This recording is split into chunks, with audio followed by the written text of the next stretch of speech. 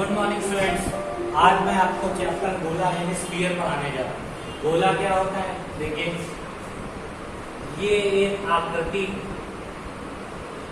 जो गोल होती है इसे हम लोग गोला बोलते हैं। इस पे ये केंद्र से इस दूरी को त्रिज्या बोलते हैं गोले की। इसको इंग्लिश में आर से डिनोट करते हैं। गोले में केवल और केवल ऊंचाई नहीं होती। आप याद रखेंगे कि गोले में ऊंचाई नहीं होती, क्योंकि ये त्रिज्या है तो केंद्र से इसको मिलाने पर ये भी त्रिज्या बन जाएगी और इसको मिलाने पर ये भी त्रिज्या बन जाती है। इसीलिए गोले में कहते हैं कि क्या नहीं होती, ऊंचाई नहीं होती, क्योंकि इसमें एक केंद्र होता है और केंद्र से गोले के किसी भी भाग को स्पर्श करने पर वो क्या बन जाती है, त्रिज्या बन जाती है। आप देखिए, सबसे पहली चीज,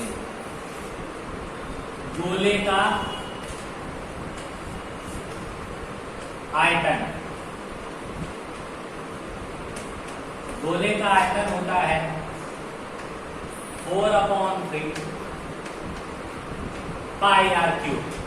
ठीक है, याद रखिए गोले के आयतन का फॉर्मूला होता है 4/3 पाई आर क्यूब। ठीक है, और इसके बाद दूसरा,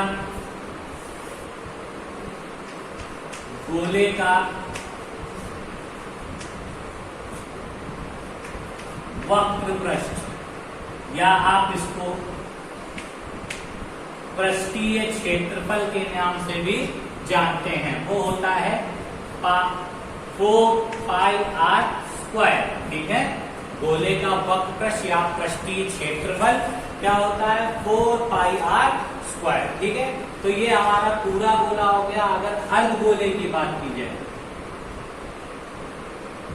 तो ये देखिए, ये हमारा होता है अर्ध गोला। ठीक है, इसमें अगर अर्ध गोला है ये, तो ये उसकी त्रिज्या होती है और ये भी उसकी क्या होती है, त्रिज्या, जिसको हम लोग किससे लिखते हैं, आर से लिखते हैं। ठीक है, ये भी इसकी क्या है, त्रिज्या, क्योंकि हमको पता है वृत्त के केंद्र से किसी भी भाग को मिलाने वाली रेखा को हम क्या बोलते हैं, त्रिज्या बोलते हैं। अब इसमें सबसे इंपॉर्टेंट चीज है इसका आयतन, इसका पृष्ठीय क्षेत्रफल क्या होता है। अगर अर्ध गोले की बात की जाएगी तो अर्ध गोले का आयतन, अर्ध गोले का आयतन इस पूरे आयतन में 2 से जब डिवाइड कर देते हैं तो 2/3 पाई आर क्यूब आ जाता है। और वैसे ही अर्ध गोले का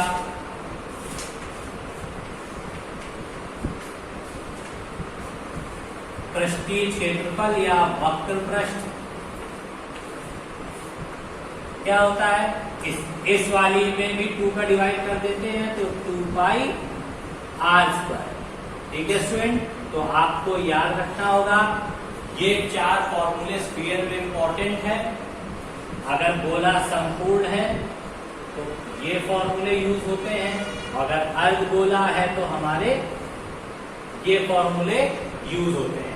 ये भी एक इम्पोर्टेंट टॉपिक है, क्योंकि इसकी रिक्वायरमेंट क्लास 9th और 10th में बहुत होती है।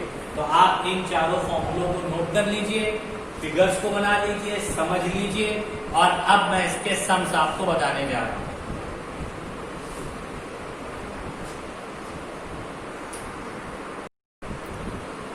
ठीक है स्टूडेंट, नेक्स्ट क्वेश्चन है, उस गोले का आयतन क्या होगा जिसका पृष्ठीय क्षेत्रफल 314 वर्ग सेंटीमीटर।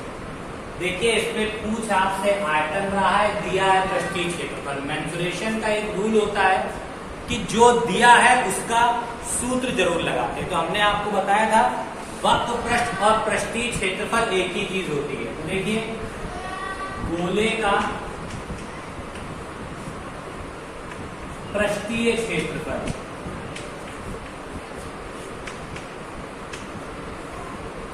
गोले का पृष्ठीय क्षेत्रफल दिया है 314। ठीक है, अब हमको फॉर्मूला पता होता है, क्षेत्रफल का क्या होता है, 4 पाई आर स्क्वायर बराबर 314। देखिए 4 ऐसे ही लिखा, पाई की वैल्यू 22/7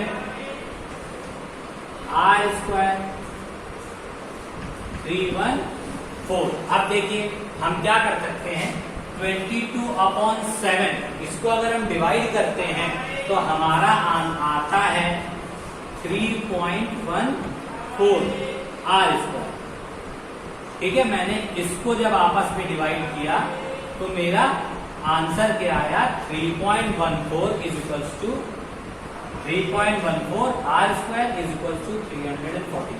अब आप बोलेंगे सर आपने डिवाइड क्यों किया, हमने यहाँ 314 देख लिया, हमको पता है कि पाई का मान 22/7 भी होता है और 3.14 भी होता है। और ये 3.14 कहां से आता है, जब हम लोग 7 में 22 का देखिए डिवाइड जब कर देते हैं हम लोग, 7 3 21, 1 डेसिमल लगाया, 0 बनाया, 7 1 7 बचा 3 0 और 7 4 21। ये देखिए तो मेरा क्या आता है 3.14। तो मैंने इसलिए डिवाइड कर दिया क्योंकि यहाँ भी मेरा 3.14 है, यहाँ भी 3.14 है, तो मेरी कैलकुलेशन इजी हो गई, आराम से आर की वैल्यू मेरी निकल जाएगी। तो देखिए अब r square is equal to क्या आ जाएगा, मैं यहाँ आपको बता रहा हूँ, तो R square is equal to आ जाएगा 314 अपॉन, ये सारी डिजिट अपॉन में चली जाएगी, 4 इंटू 3.14। अब देखिए इस डेसिमल को रिप्लेस जैसे ही हटाएंगे ऊपर 2 जीरो बढ़ जाएंगे, ये देखिए ऊपर 100 हो गया, 4 इंटू 314। ठीक है, ये मैंने डेसिमल जैसे ही हटाया तो ऊपर 100 आ गया, अगर यही ऊपर लिखा होता तब हम हटाते तो नीचे बढ़ता है। ठीक है, अब देखिए 314 बनता 314 हो गई इजी कैलकुलेशन, 4 बनता 4 25। तो r इज इक्वल्स टू √25 और ये वैल्यू किसकी होती है, तो r हमारी कितनी आ गई 5। अब जब r मेरी 5 आ गई तो अब हम इसका आयतन आराम से निकाल सकते हैं। तो आयतन कैसे निकलेगा, गोले का आयतन,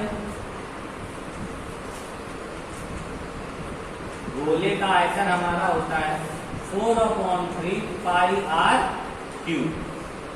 ठीक है, तो 4/3 इंटू 22/7 इंटू आर की जगह क्या लिखेंगे 5 का क्यूब। अब इसका सॉल्यूशन हम यहाँ पे कर रहे हैं कि जगह कम हो गई है इसलिए देखिए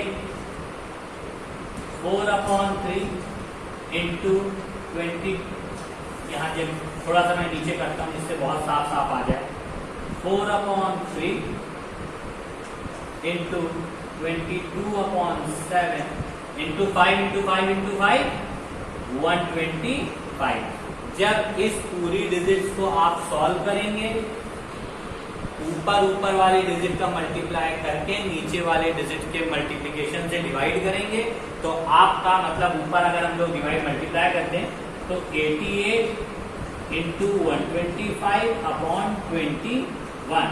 और जब इसको डिवाइड करेंगे आप लोग तो आपका जो यहाँ आंसर आएगा, मैं इस सबको ऊपर सॉल्व कर दे रहा हूँ, यहाँ पे जो आपका आंसर आएगा डिवाइड करने के बाद वो होगा 523.81। 523.81 ये आपका हो गया आंसर। आप यहाँ भी लिख सकते हैं और मैं यहाँ पे भी लिख दे रहा हूँ 523.81। तो 125 में 88 का मल्टीप्लाई कर लीजिएगा, इसके बाद जब 22 से डिवाइड करेंगे तो आपका आंसर क्या आएगा 523.81। तो स्टूडेंट्स ये सम आपको समझ में आ गया है, इसको नोट डाउन कर लीजिए। अब इसी टाइप का आगे का सम हम बताने जा रहे हैं, ध्यान से देखिएगा। याद रखिएगा कि इस कैलकुलेशन के बाद मैंने सम को ऊपर सॉल्व किया है और नीचे अगर साफ से दिख रहा हो तो कोई बात नहीं, अदरवाइज आपको पता है इसका इससे मल्टीप्लाई करना है 125 का 88 से, जो आएगा उसको 21 से डिवाइड कर देना। ओके स्टूडेंट, ये क्वेश्चन नोट डाउन कर लीजिए, इसके बाद नेक्स्ट क्वेश्चन बताने जा रहा हूँ आपको।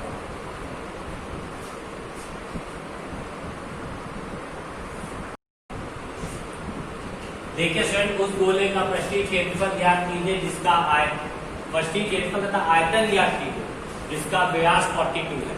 व्यास दे रखा है इसमें 42, व्यास बराबर हमारा दे रखा है 42। हमको पता है कि गोले में त्रिज्या होती है, व्यास का कोई रोल होता नहीं। तो हम क्या करेंगे, इसमें सबसे पहले इसकी त्रिज्या निकाल लेंगे। त्रिज्या बराबर क्या होगी, 42/2 बराबर 21। कैसे, 2 1 2, 2 2 4, 2 1 1, तो आ गया 21 सेंटीमीटर। त्रिज्या हमारी कितनी आ गई स्टूडेंट्स, 21।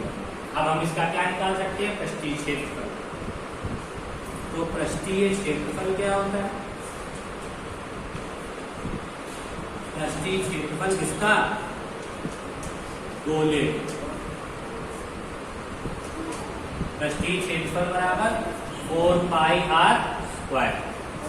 4 ऐसे रखा, पाई की वैल्यू 22/7 और r की वैल्यू हमने 21 लिख के इसके ऊपर क्या लगा दिया, स्क्वायर, क्योंकि त्रिज्या हमारी कितनी है 21। अब देखिए इसको सॉल्व करिए, क्या आएगी, 4 × 22/7 × 21 × 21। ठीक है स्टूडेंट, अब देखिए कट कर दीजिए, 7 1 7, 7 3 21, मल्टीप्लाई कर दीजिए, 4 2 8, 4 2 8, 3 1 3, 3 2 6। मैंने 3 का 21 से मल्टीप्लाई किया 63 आया, और 4 का 22 से मल्टीप्लाई किया तो मेरा 88 आया। अब इसका आपस में मल्टीप्लाई करिए, देखिए मैं आपको रफ में करके दिखा रहा हूँ, 63 × 88, 8 3 24, कैरी 2, 8 6 48, 49 और 50। इधर भी मल्टीप्लाई करेंगे तो 405 ही आएगा, 4455। इसका पृष्ठीय क्षेत्रफल कितना आ गया बेटा, ये मैंने रफ में दिया था, पृष्ठीय क्षेत्रफल आ गया 5544 सेंटीमीटर स्क्वायर। पता चल गया स्टूडेंट्स कैसे इसका पृष्ठीय क्षेत्रफल निकालते हैं। अब पृष्ठीय क्षेत्रफल निकालने के बाद वो बोल रहा था इसका आयतन भी ज्ञात कीजिए।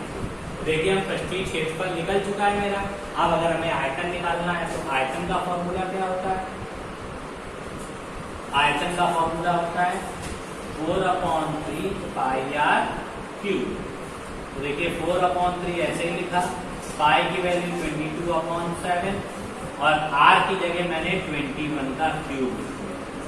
अब देखिए 4/3 × 22/7 × 21 × 21 × 21। ठीक है स्टूडेंट, अब देखिए हम कट कर रहे हैं, 3 7 21 and 7 7। नीचे की डिजिट पूरी हमारी कट हो गई है। अब हम इस साइड को थोड़ा सा रफ करेंगे जिससे आपको सब अच्छी तरह साफ साफ दिखे। ऊपर वैल्यू हमारी आ गई 4 × 22 × 21 × 21। देखिए 21 इसका मल्टीप्लाई कर लीजिए, 88 आ गया, और 21 × 21 441। अब देखिए फिर से हम अब रफ में मल्टीप्लिकेशन करेंगे, 441 × 88, 8 1 8, 8 4 32, 8 4 32 and 3 35, तो 8253 आया, 8 8 2 10, 883। तो आपका टोटल क्या आ गया, 38808 सेंटीमीटर क्यूब। क्योंकि किसी में भी क्यूब लगा है तो वो आयतन होता है, और किसी में भी स्क्वायर लगा है तो वो क्षेत्रफल होता है। तो स्टूडेंट ये आपका आयतन निकल आया, और इधर मैंने आपको क्षेत्रफल निकालना समझा दिया था। तो स्टूडेंट इस टाइप से आपको इस एक्सरसाइज के सारे सम्स मैं बताऊंगा, अभी आप ये सम समझ लीजिए। इसका इंट्रोडक्शन है, छोटे छोटे सम्स थे, किसकी रिक्वायरमेंट कैसे करनी थी और कैसे किसी सम को सॉल्व करना था, मैंने समझा दिया है। अब आगे के सम मैं अपनी नेक्स्ट वीडियो में आपको अपलोड करूंगा। तब तक thank you and have a nice day.